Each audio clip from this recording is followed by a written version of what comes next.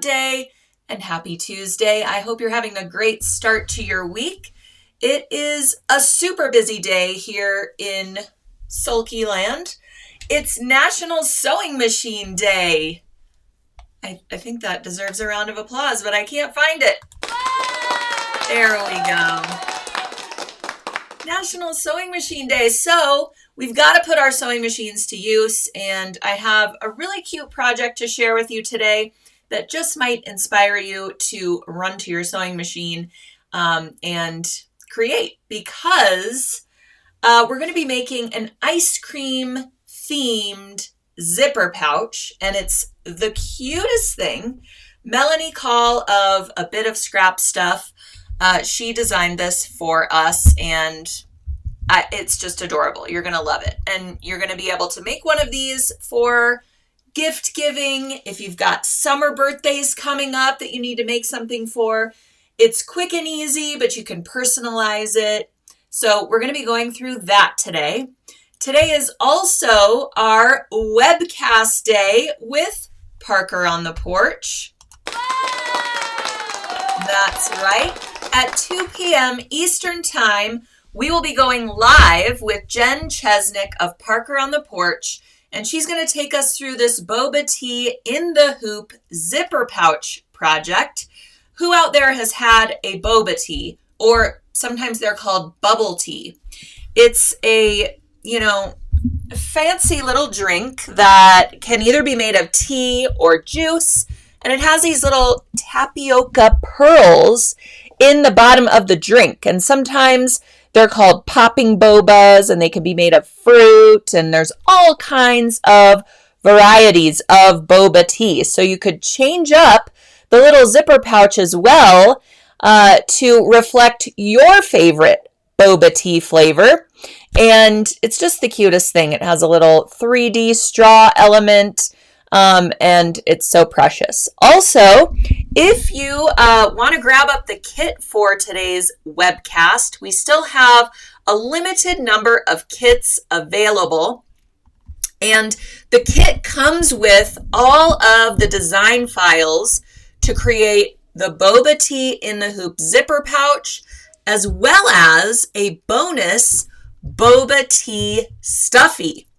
So the stuffy is made from plush fabric like Cuddle or Minky fabric. And of course, it's constructed a little bit differently since you're going to be stuffing it with fiberfill. The straw is a little bit different. But Jen Chesnick of Parker on the Porch decided to give everybody this bonus design. So when you're done with your zipper pouch, you can try the stuffy as well in the hoop of your embroidery machine. And both designs come in a ton of different sizes. So you can make mini boba tea stuffies. You can make the largest size zipper pouch, whatever you want.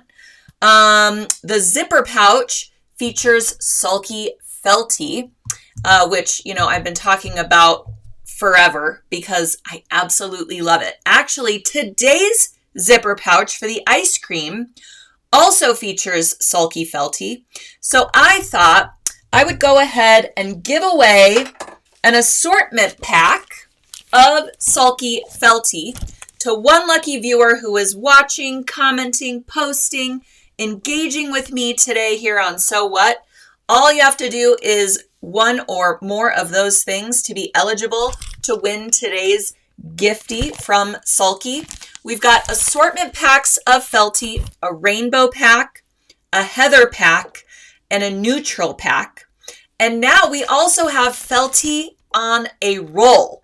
So if you want to create tons of zipper pouches, all featuring chocolate fudge ice cream syrup, you can grab up a roll of the dark brown Felty, and you don't have to go through a ton of rainbow or neutral packs to get enough sheets that you need.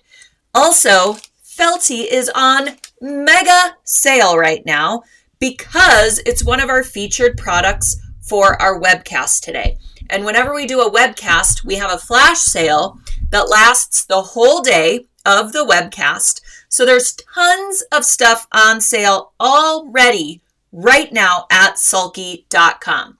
You'll find Felty at 30% off. That applies to the packs as well as the rolls. We also have Poly Deco on sale, Perfect Applique on sale, Solvy is on sale. There's so many things on sale. Also on sale is the Boba Tea Zipper Pouch Kit. You can get everything you need, all the fabrics for the outer, the lining, the applique, all the threads featured in the design. The design collection comes with purchase of the kit, and it's only, hold on a sec, I don't want to misspeak and say the wrong price. Let me just double check, because it's at an insane deal. I just want to make sure I'm saying it right. All right, so the kit is on sale for $49.99. Retails for $64.99. Plus, if you were to go buy all of these things separately, it would be even more than that. So the design collection itself is $19.99. So, you know, for another $30, you're getting the entire kit and the collection. So it's really, really a great, great deal to grab up the Boba Tea in the Hoop Zipper Pouch Kit. And after you see today's webcast with Jen from Parker on the Porch, you're definitely going to want one. Just by registering, Parker on the Porch has generously provided 2 In the Hoop project downloads for everyone who registers for the webcast today. You will get this adorable little mochi charm. Have you had a mochi ice cream? I know they have them at Trader Joe's in all kinds of different flavors.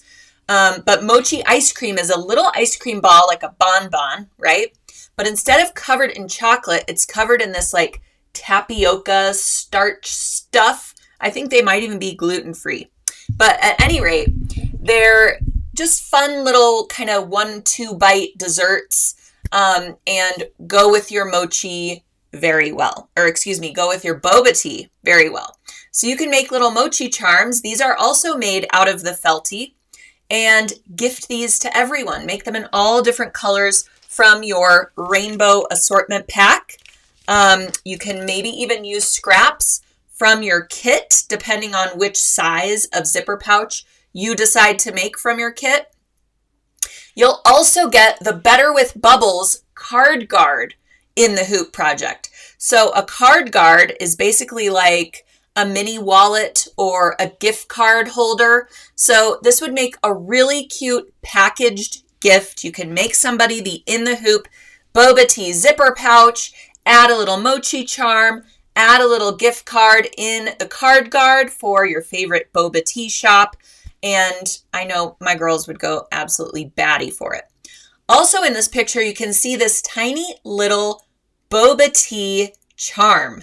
This is an additional gift that comes with purchase of the kit, and you can add it to your little zipper pull, or you can even add it to a necklace and have it be a cute little additional charm or additional gift. So I think that this whole project and kit is just the cutest thing, and I can't wait to finally bring it to you today at 2 p.m. Eastern Time over at sewingonline.sulky.com. So give me a thumbs up if you're joining us this afternoon, and be sure to be engaging with the So What today in one way or another, whether it's putting your questions in the live chat or in the comments, giving me those great emojis, sharing out the post would be great, all of those good things. And I will pick one lucky viewer to win an assortment pack of the Rainbow Felty. All right, so, and be sure to check out that sale, because as I mentioned, if you want to make, you know, assembly line gifts or a lot of one thing, or even a whole pillow out of Felty, you can now grab those up on a roll, and, you know, it's on sale for a crazy deal right now. All right, so let's get to the cute ice cream zipper pouch. Speaking of zipper pouches, I think we have a theme today. So the ice cream sundae zipper pouch. Isn't this adorable? That upper edge little chocolate fudge swirl, if you will, is made out of sulky felty. Then you've got a little fabric applique that's acting as your ice cream flavor of choice. And then we have the base fabric, which is the front and back of the zipper pouch. And this is made in some kind of tan fabric to mimic like a waffle cone or sugar cone or even a cake cone if that's your jam. So this comes together rather simply. It's actually a great project if you want to teach somebody how to sew this summer. Maybe you've got kids or grandkids or neighbors who are home for the summer and they need a little something to do. I think that this would be really inspiring for them. They get to pick their favorite ice cream flavor, dive into your fabric stash because you only need a small piece of that ice cream fabric. So they can kind of pick out, do they want pink for strawberry? Do they want green for pistachio? Maybe you've got a butter pecan in there or vanilla or chocolate. You get the idea. So pick out your ice cream color. That's going to be that pink applique piece. And then find some kind of neutral fabric for your cone because we're really going to be adding texture and adding the look of that waffle cone or sugar cone with some simple quilting. So along with your fabrics, you're also going to need some sulky, perfect applique fusible web. And I was actually just talking to Jen from Parker on the Porch about this. Earlier, we got together just to make sure everything was, on point for our webcast today. And she said, I can't get enough of the perfect applique fusible web. It's really hard to tell people, just how soft yet strong it really is and how it compares to other ones on the market. Because, oftentimes you'll do fusible applique and then all of a sudden you have this almost bulletproof piece of fabric that doesn't move with the background fabric. Does everyone feel me? So perfect applique is so lightweight. I mean, when I'm using it, I almost have a hard time deciphering which is the paper side and which is the fusible side. I really have to run my hand along it to feel the rough side to know that that's the side to fuse to my fabric. That's how lightweight it is. But it's super strong and, dare I say, permanent. I mean, I'm sure if you really washed it, hardcore, you could probably have some separation. But in my experience, it has a very great lasting bond to it, especially when we're going to add stitches, which, of course, as sewers, that's what we're going to do. So let's get started. We've got felty, fabric, perfect applique fusible web. Of course, we also need some threads. So maybe you can see a little bit better on this image. Let me make it a little bit larger for you, or a lot larger. So as you can see, we've also added rainbow sprinkles to our hot fudge piece. So for those rainbow sprinkles, grab up some sulky 12-weight cotton petites thread. And this is also a great activity for little ones. I would say, at least 8 years old with a hand sewing needle. Or if you're going to supervise, of course, you could put thimbles on everybody's fingers and they would absolutely love that. But at any rate, these are just simple stitches with each color of sprinkle that you want. Maybe you want pastels like are shown here. Maybe you want sprinkles that are all chocolate sprinkles on top of like a caramel colored syrup. Or maybe you want primary colors for your sprinkles. So see how there's so many different ways you can personalize this based on your favorite ice cream sundae. And you know how much fun the kids have picking out their ice creams, or their frozen yogurt toppings, right? So this is kind of the same thing. They get to come into the craft room or sewing room and kind of pick out their thread colors for their sprinkles, and then you don't have all the sugar and calories that go along with picking all of those flavors out, right? This is guilt-free ice cream. All right, so we're going to be using the 12-weight Cotton Petites thread for the sprinkles. You can use one color, all the colors, what have you. We're going to use 2 strands of that thread to just create single stitches, however long you want your little sprinkles to be along that hot fudge piece. So 2 strands of that thread equals 4 strands of traditional embroidery floss. So you're getting really great coverage. The sprinkles will pop off of the surface and look really thick and nice when you're using 2 strands of that thread. So if you only use 1 strand, that equals 2 strands of traditional embroidery floss. So you get the idea. We're just doubling up here to get really great coverage and have almost a 3D effect with our sprinkles. We also need some 50 weight cotton thread, and that's what we're going to use to construct the pouch. So just choose a color that matches your waffle cone or sugar cone fabric, and that nice neutral color will kind of blend in with everything else. You might also want to grab like your chocolate color or your syrup color of thread, because we're going to do some top stitching for the zipper, and the top stitching is going to go along that felty. So we don't want our light tan waffle cone thread color, on top of that edge of the felty. So whatever, thread you use to construct, you'll also want the same or the thread that matches your syrup color of choice. All right, so, oopsies. Here again is that rainbow pack of felty that we're going to give away today for the So What door prize. And you can see all the colors that you have to choose from. So you could do strawberry syrup. You can do, caramel syrup. All kinds of different options, as I mentioned. All right, and here's, excuse me, a little bit better picture so you can see how this pouch is fully lined. We have no raw edges, no zipper edges are showing on the inside of the pouch. So it has a really nice finished look, and the ends and long edges of the zipper are all going to be concealed. And it's really not difficult to do this. I'll show you how it all comes together. But I really wanted you to see how these sprinkles just pop off the surface.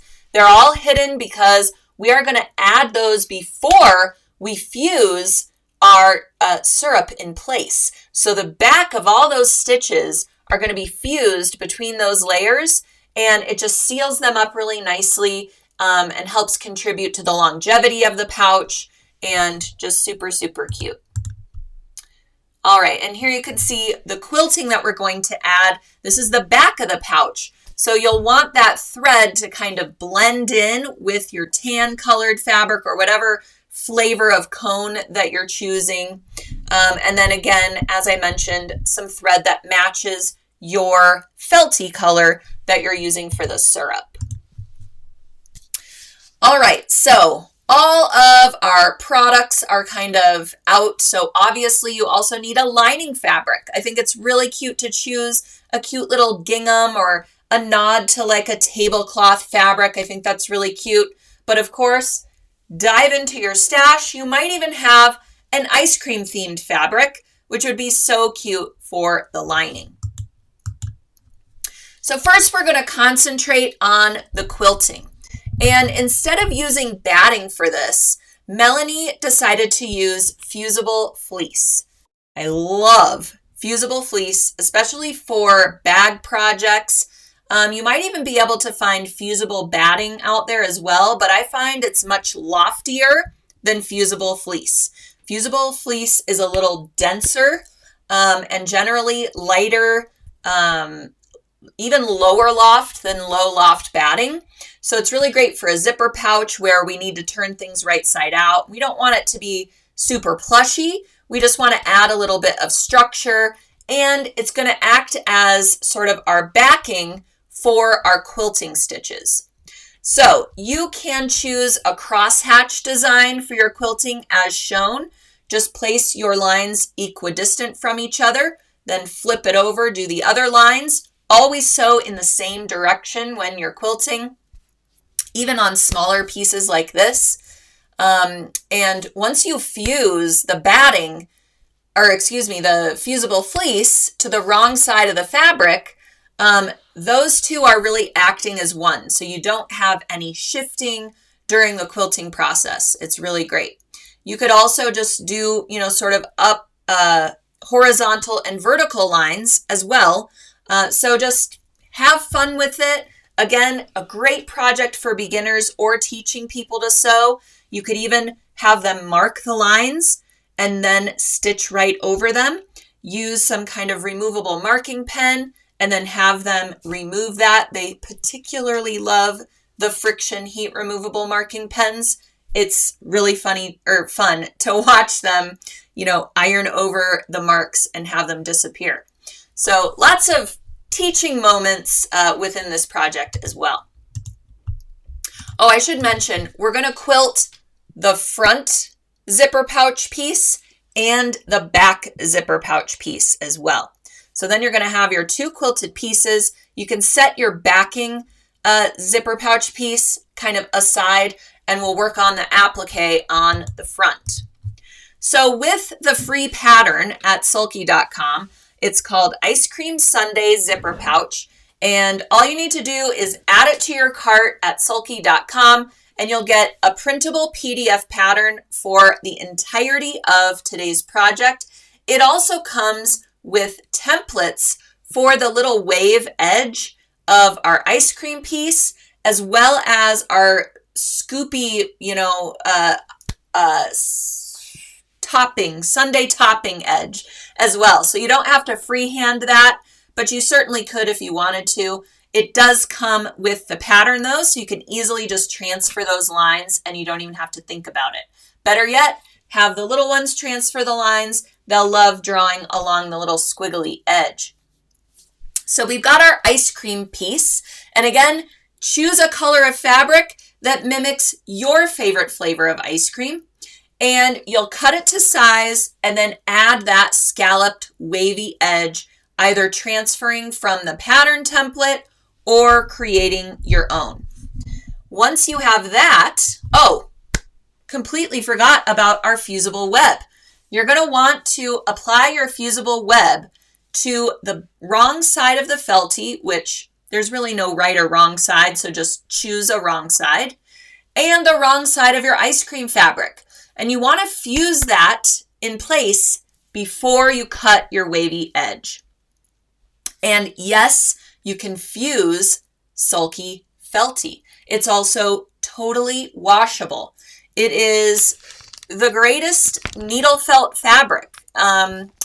Somebody was asking how thick it is. It's 1.5 millimeters thick. So it's not very thick, but it's designed to take a lot of needle penetrations and hold a lot of thread. Sometimes if you get, let's say, a wool felt and you add embroidery to it, you can have buckling around the design because of how the fibers are compressed to sort of, make the sheet of felt. And there isn't a lot of room in there to accommodate a lot of thread. Well, Felty is manufactured in such a way to, be able to accept a lot of thread. So it's really great for machine embroidery projects. You guys have seen me use it a million times.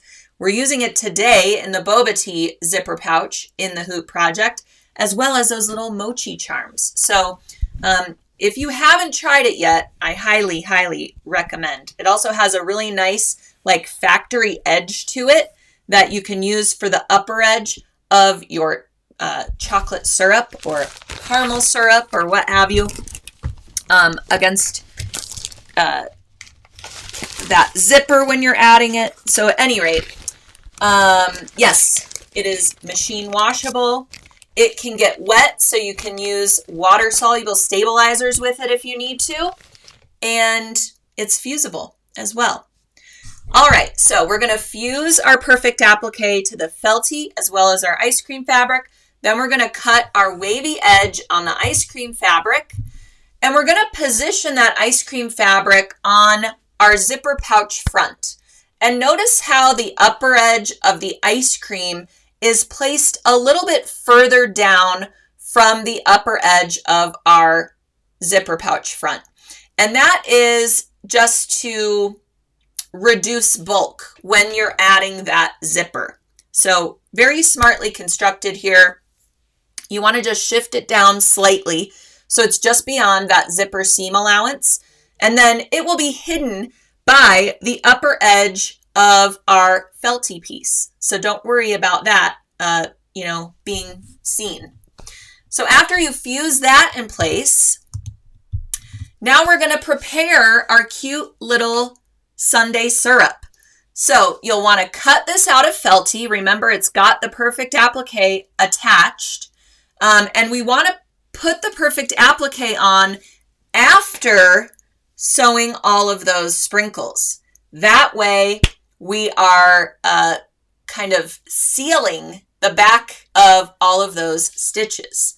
And if you are working with somebody who's a beginner or a kid who's learning to sew, that means they can travel with the stitch. They don't have to tie off, each little sprinkle. You can travel with it, especially if you're using a dark colored felty where you're not going to see through. And then when you fuse the perfect applique behind all of those stitches, none of that is going to be seen and none of that's going to matter. So we'll do all of our sprinkle embroidery, fuse the perfect applique, and before you do this, the sprinkle embroidery, you can lightly trace your line that you're going to follow to cut out your sprinkles or your syrup piece. That way you know how to plan your sprinkles along the piece and you're not embroidering the whole sheet of felty before cutting it out. All right. You also can just cut it out first, add your sprinkles, and then fuse your perfect applique. All right, so now we've got this piece prepped, and we are just going to place it over our other layered applique piece on the top of our ice cream fabric. And this time we are going to match that upper edge of our syrup with the upper edge of our zipper pouch front. So see how it's all coming together. And we will fuse that in place. Oh, I wanted to mention too, after fusing, we're going to want to stitch along those wavy lines. So you can choose a 50 weight cotton thread that matches your ice cream. You can do a decorative swirl stitch. You can do a straight stitch just inside that wavy edge, or you can do a decorative blanket stitch. For the syrup, I would recommend just doing a straight stitch right inside of your drippy syrup line. Liz is asking, can you do machine embroidery for the sprinkles? Sure. If you have an embroidery design that is a bunch of sprinkles, by all means, embroider your felty and then cut it out in the shape that you want. All right, Bonnie says, is this a machine embroidery project? So our ice cream zipper pouch is not machine embroidery. These sprinkles are hand embroidered, really just hand stitches that are long stitches to mimic our sprinkles. And then we're doing applique, and then we're going to construct it all on the sewing machine. Now the boba tee in the hoop zipper pouch, that is a machine embroidery project. So I'm not sure which one you're referring to, but there are all the answers. All right, so after we fuse our applique pieces and then stitch them down, we're going to add our zipper. So you'll place your zipper, you can cut it to size, place your zipper right side down over the top of the felty, and you're going to align the long edge of the zipper with that long upper edge of the syrup. Then we're going to place the lining, the front lining piece, right side down over the back of the zipper, aligning that upper edge. Now, if you are teaching someone or you are a beginner yourself, you may want to baste that zipper in place on the front piece before adding the back piece and sandwiching the zipper. Or if you are a confident beginner or more experienced sewer, you can put it all together in a sandwich, put a bunch of Wonder Clips along the upper edge, install your zipper foot, and sew along that seam. Another great tip is to use, I had some right here because we're going to talk about it later today, some double-sided basting tape. We have the 1/8 inch wide double-sided basting tape at sulky.com. It's by Dritz. It is really a craft tape. You're not supposed to sew through it You're not supposed to sew through it. I will admit that I have, and the earth didn't end. But at any rate, you're not supposed to. But it's only 1/8 of an inch wide.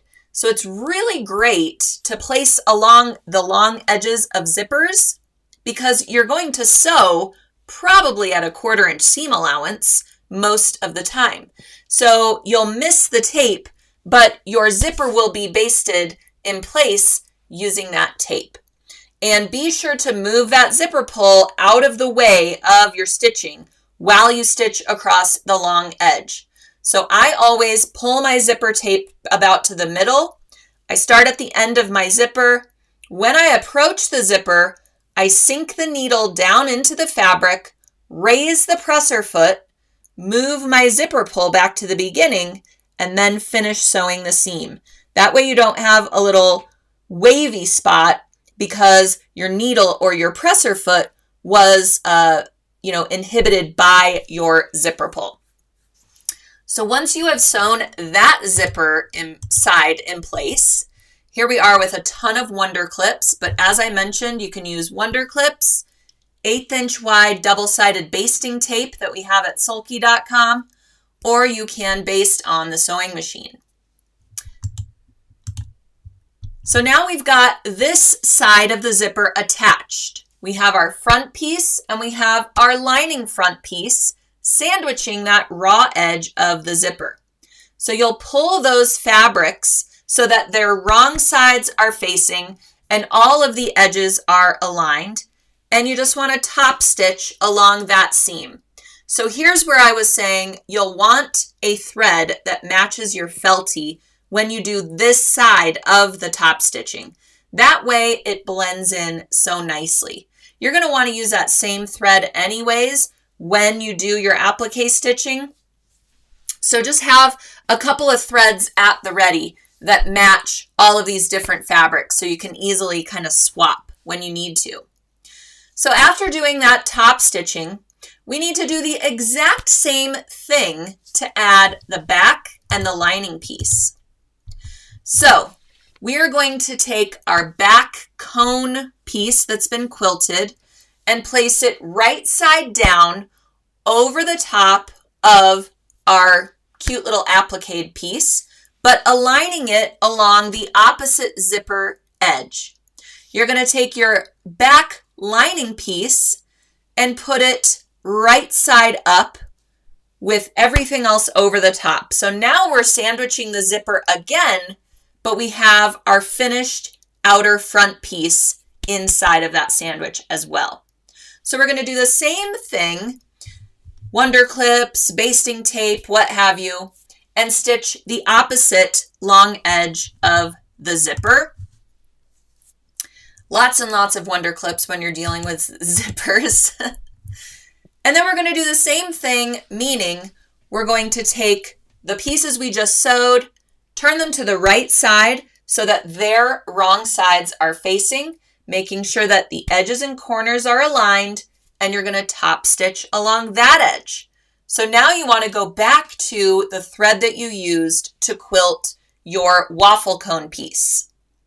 So we've got everything matching and blending together. All right, so how are we going to get everything together now so that we don't have any raw edges, right? Fully lined zipper pouch. So we're going to take the right sides of our ice cream pieces, the front and back outer pieces, we're going to put those right sides together and clip, clip, clip, or pin. Then we're going to take our 2 lining pieces and put those right sides together. And you could see we've still got our zipper in the middle. So clip, clip, clip. And we need to mark an opening along the lining so that we can turn this sucker right side out. You see how the opening is marked here? I find that whether you're a beginner or an experienced sewer, it's a great idea to mark your opening for turning. Some people like to use pins and then wonder clips for everything else. And that way the pins are the marking for the opening. So you have this visual clue of like, oh yes, I forgot, I need to stop sewing. How many of you out there have just sewed the entire thing shut? I mean, a gazillion times. I still do it to this day. Even sometimes when I mark the opening, I sew over the pins or not over the pins, but I just take the pins out and keep sewing. So whatever you can do to give yourself that visual clue, okay, I need this opening for stitching. It's a great idea to start at one end of the opening, back stitch a little bit, then go all the way around your pouch and then back stitch again at the other opening. So now you can turn the whole thing right side out. You can clip the corners a little bit so that they push out nicely. And then you've got to close your opening with stitches after we turn it right side out. So you can press your little opening seam allowances toward the wrong side and so that you have a nice clean edge. And you can either hand sew or just top stitch that little seam. This one has been top stitched and you can barely see it. I mean, I have to go super close into this shot to see that the opening has been top stitched shut. It's at the very bottom inside of your pouch. So nobody's really going to see it, except maybe you when you're grabbing up all of your cash to buy all of your ice cream. But at any rate, after you close your opening with stitches, you'll just push the lining into the outer zipper pouch, zip it shut, and you're good to go. Now, when you are sewing along the zipper pouch and you've got to go over the zipper, just sew really carefully and methodically. You might even want to use the hand wheel when you get over the zipper teeth. It is 100% recommended and necessary to use a nylon zipper for this and not a metal zipper because we are sewing across those ends. And when you place your zipper, if your zipper has little prongs along the ends, you want to make sure to position those within the seam allowance so that when you are sewing your entire pouch, your needle doesn't come into contact with one of those. I find that those, even if they're nylon, those can kind of cause some problems with your needle, and we don't want to bend our needle, and we certainly don't want to break our needle. So just be careful when you are sewing along the zipper area of the pouch. And I even go for, back stitch a little bit along the zipper, again, slowly and carefully, just to make sure that, it's nice and contained within the seam. All right, so then you have your adorable ice cream zipper pouch, and you can gift it away, make several of these to everybody, all of your friends this summer. What a sweet little, cute little project. You can see the straight stitch along the felty is securing that portion of the applique, and then a little blanket stitch to secure the cute little strawberry fabric and little heart-shaped strawberries. I mean, it just cannot get sweeter or cuter than this little zipper pouch. Unless, of course, you're talking about a boba tea zipper pouch. I don't know which one I like better. I'm just going to have to make all the zipper pouches. So that's our theme today, zipper pouches for National Sewing Machine Day. All right, so another thing came across my desk this morning when I sort of logged into my computer, and that is that tomorrow is Flag Day. So many things going on in the summer. I love it. So Flag Day is a great opportunity to, of course, show all of our patriotic pride and, also get us ready for July 4th decorating and all of, bring out all the red, white, and blues, right? And last week I shared with you a cute little USA pillow project that also could be, a wall hanging, all of those good things. If you happen to miss it, you can catch it on our YouTube channel. We have a So What playlist, and you can watch that tutorial in its entirety. But for Flag Day, I realized that I actually don't have an American flag. I have small ones that I like to put out in my garden for Flag Day and for July 4th. But I don't have, a flagpole and a place to put up like a full-size American flag. So why not make something that also shows our patriotic spirit? So I wanted to just share with you quickly our Team USA applique garden flag. Garden flag stakes, the little thing you hang your garden flags on, I am just finding them everywhere now. So I think that these are just super popular. And I know you can purchase a whole slew of garden flags, but why not make our own, especially if we have embroidery capabilities, sewing talents, all of these good things. I made some homemade fringe for this flag as well. You may remember last Halloween, I made myself a Superwoman cape. And I had this really great red, stretchy, burnout lame star fabric. I know, crazy. That I used for one side of the cape. And I had some leftover. And I thought, well, this is red and has stars on it. And it doesn't fray either. So I used that to cut some fringe and apply it to the lower edge of the flag. And this is an embroidery design that's part of our Uncle Sam machine embroidery palette. There we go. I'm trying to pan down. So I mimicked the shape of the flags or, the bunting that's on this design to make the flag pattern for the garden flag. And I'll show you how I did that real quick. I don't want to go too long today because we do have to head on over to sewingonline.sulky.com for our webcast at 2 p.m. Eastern Time.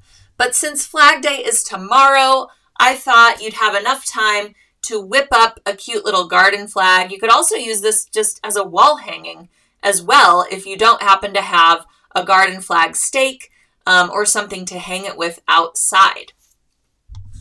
So a lot of the times for outdoor flags, people want to use, of course, weather-resistant fabrics like ripstop nylon, or even I've seen them in like a coated canvas type of fabric. And I must confess, I just used quilting cotton fabric. And if it decides to rain, I'm just going to bring my garden flag inside. There are also products like fusible vinyls and things like that that you can apply after you have created your garden flag, outer pieces. You can use like a fusible vinyl for both, the front and back, and then sew them together. And that way you have a little bit of water resistance or waterproofing for your flag.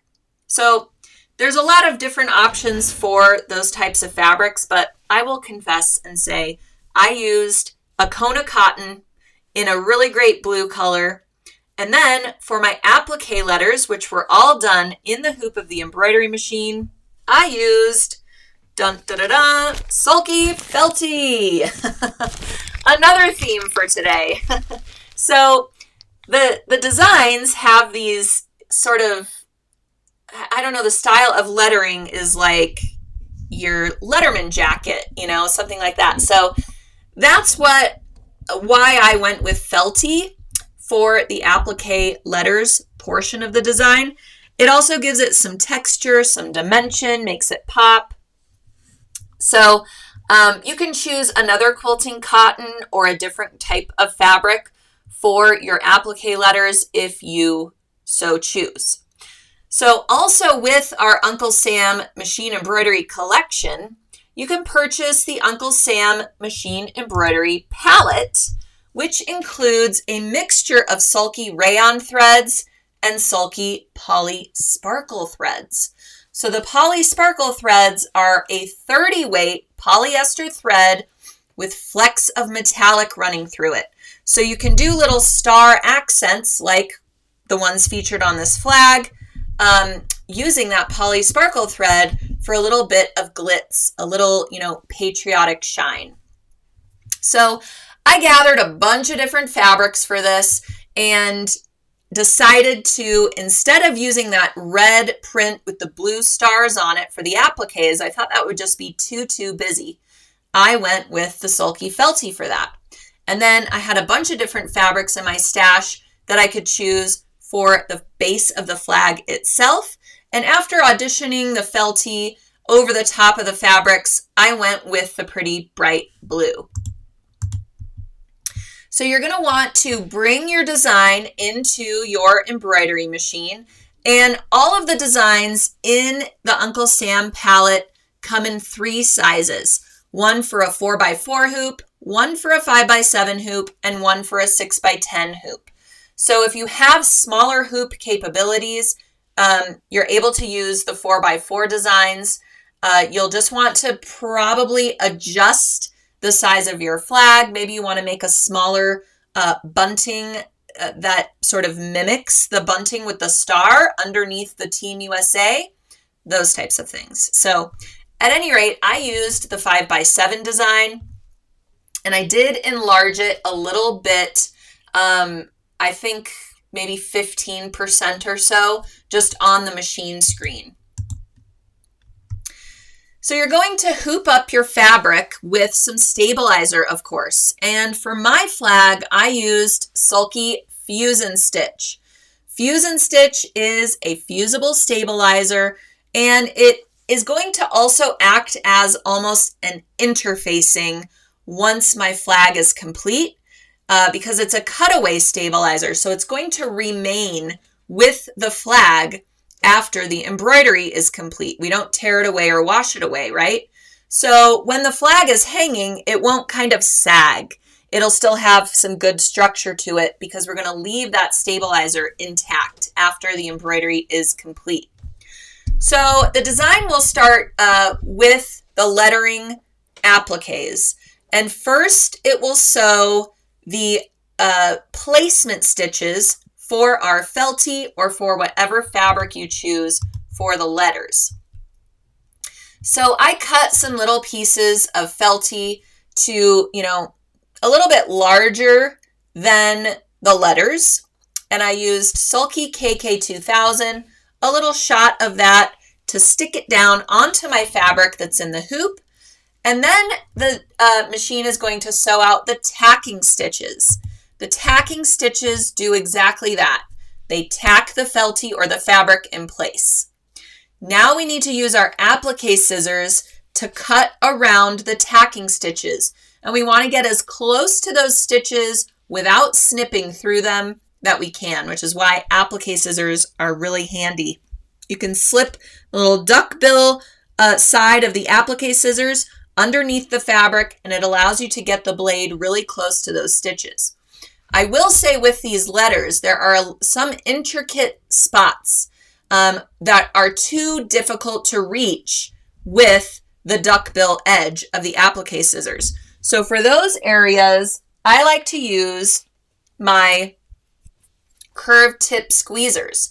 These are the scissors that I always use to trim up my jump threads really quickly and easily in the hoop. And these come in handy for those little parts like the little crook of the S inside. you can just kind of snip away along those stitches using your curved tip squeezers. And because it has that curved tip, that is going to prevent you from accidentally nicking the fabric underneath or slicing through the stitches.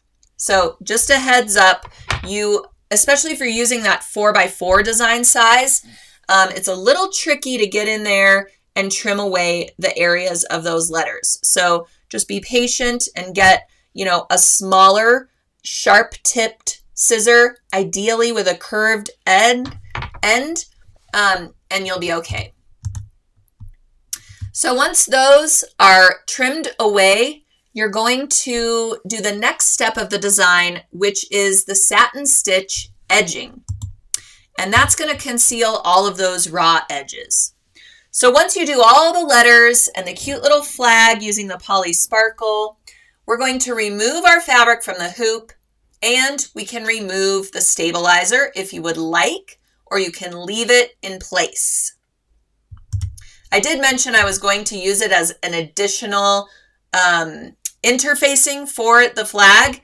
I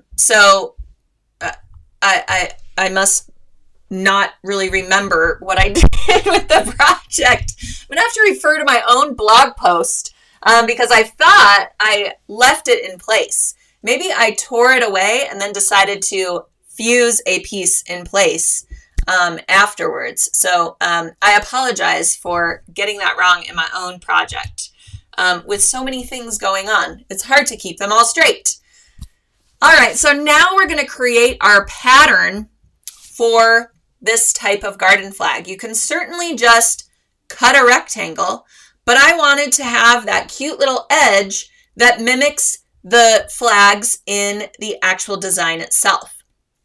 So I just took an 8.5 by 11 sheet of paper, folded it in half, and then I cut a little line at an angle using my quilting ruler.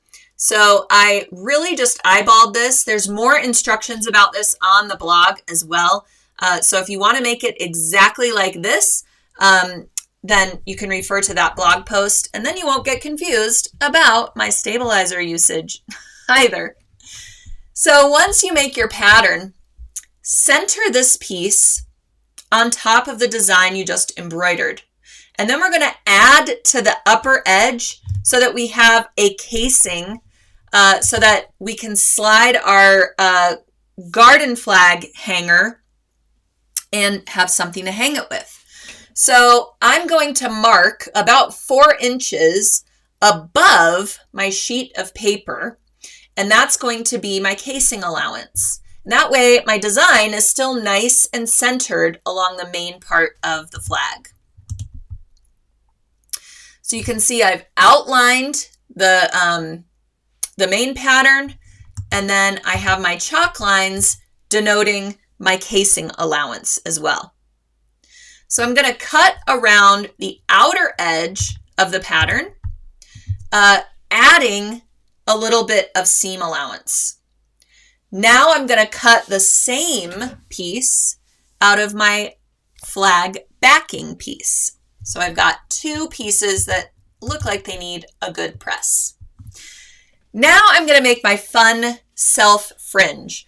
As I mentioned, this fabric does not fray, so it was perfect for creating a little bit of fringe. You could certainly add some pom-pom fringe, my personal favorite. You can add all sorts of trims or ribbons to the lower edge. It is totally up to you. Like I said, I happen to have a scrap of this cape fabric that I used. So I cut a 2-inch strip of it, and then I marked for my fringe. So I marked a 1/2 inch along one long edge, and then I just started cutting 1/4 inch strips, stopping at that line. And now all of a sudden I have self-made fringe that I can add to the bottom of the garden flag. And there we go. So we're going to apply the fringe trim to the lower edge of our outer flag piece, the piece that's embroidered. And you can see at the little corner point, I have mitered the corner. So I clipped my fringe in place, going, beyond the seam allowance. And then at that corner, I folded it so that it would have a little mitered fold. And then I came down the opposite edge, clipping with those Wonder Clips. I used Wonder Clips on this fabric because pins could snag it. It's a stretchy, like lame burnout knit type of fabric. The crazy Halloween fabrics that they have out in that time of year. So if you're using something else, you may be able to pin through it, but I highly recommend using a bunch of Wonder Clips. So now I'm basting this in place, and you can just baste about 1/4 inch from the edge. And when you get to that corner, I sewed up to the mitered fold, then I folded the bulk to the opposite side, and then I continued stitching along the opposite diagonal edge. And there we go. Finish the basting stitches. All right, so now I needed something to keep my little fringes out of my seam allowance when I sew the flags together. So I used our Sulky clear embroidery tape. It was so genius for this. So I kind of brushed the fringe that I knew were not going to be, outside of the seam allowance toward the project and secured it with some pieces of the Sulky clear embroidery tape. Give me a thumbs up if you have purchased this tape already and if you're using it, because we're actually going to use it in today's webcast as well. It's really great for in the hoop projects, and I just happened to notice that it was really great for this application too, because if you accidentally sew over it, it tears totally cleanly along your seam line without popping any stitches, and you can see through it. So it's really great. All right, so we're going to tape all that out of the way. And if you have some little fringes that are going beyond the seam allowance, just leave them there. And after we sew the flag, we can trim those up. It's better to leave them there now than find out that you've trimmed off too much after you've sewn your flag together. All right. Here's my opposite edge of the flag where I've just taped all that out of the way. And now you're going to put your back flag over the front flag, and we're going to sew the perimeter. Notice that I have a little bit of fringe sticking out beyond the edge, and we're not going to trim that up until we're done, just to be on the safe side. You also need to leave an opening for turning here as well. You can leave that along the top edge because that's going to get folded to be your casing, or you can do that along one of the side edges. It's totally up to you. There's my opening for turning. I actually didn't forget on this one.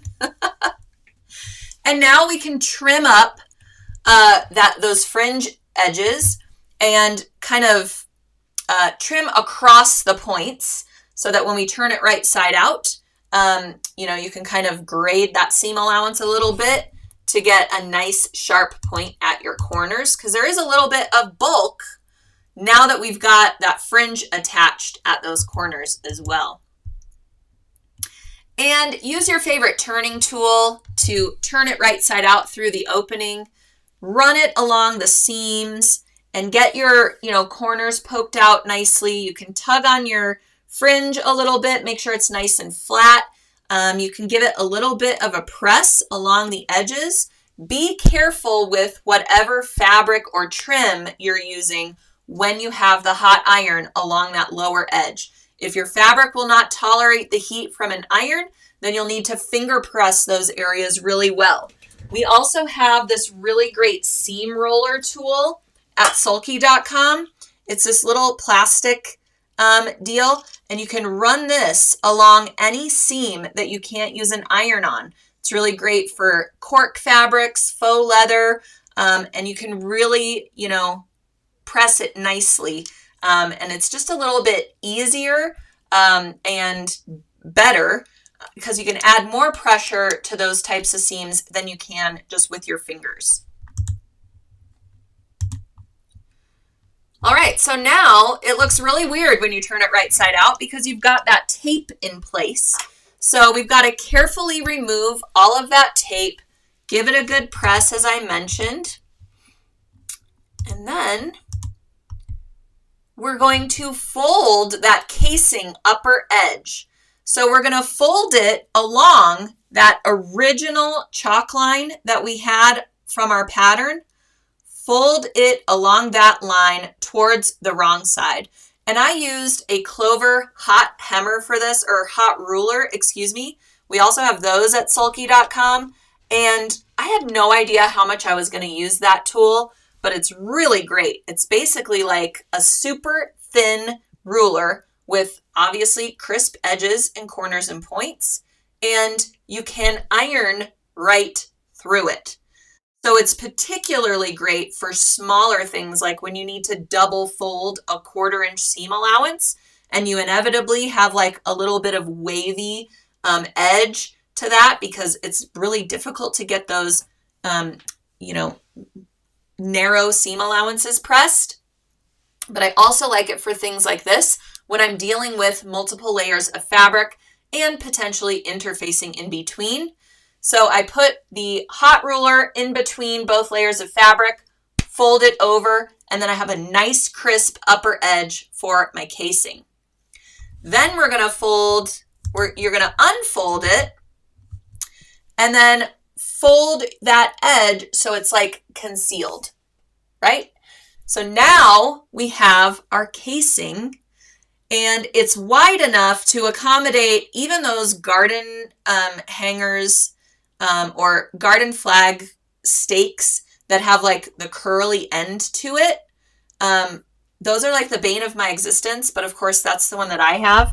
And you either have to make a garden flag that has like loops on it or Velcro or something, or you have to make sure that your casing is wide enough to accommodate that little loop thing so that you can get it on the garden hanger. All right, so then we've got our casing and we're going to now top stitch the flag, but we're not going to top stitch along that upper edge. We're going to top stitch along that chalk line, which is going to close our casing seam, and then we're going to top stitch along the entire project. And that is going to stitch our casing closed and finish the flag all in one fell swoop. When you get along your trim, just make sure that you are brushing the trim away from the needle and that there's no little trim, pieces or sections that are kind of caught up underneath that you maybe can't see. So just be mindful of that, to brush it away from the needle and continue your top stitching. And at that little corner point where you mitered your fringe, you can simply leave your needle down in the fabric, pivot the flag, and then continue top stitching along that opposite edge. And then you have your completed garden flag, and you can definitely make this in time for Flag Day and hang it outside and show your patriotic spirit. So many projects today, all featuring Sulky Felty, which is today's giveaway for one lucky viewer who is watching, commenting, sharing, all of those good things. Make sure you also either subscribe to our YouTube channel or like our Facebook page, because if you are randomly chosen as the winner, that's the only way I can contact you to let you know. And you'll know it's legit because I have a secret way of telling you it's legit that you have won. All right, beware of the scammers out there, just saying. All right, so Felty to the rescue, and Felty to the rescue this afternoon for our Boba Tee in the Hoop zipper pouch.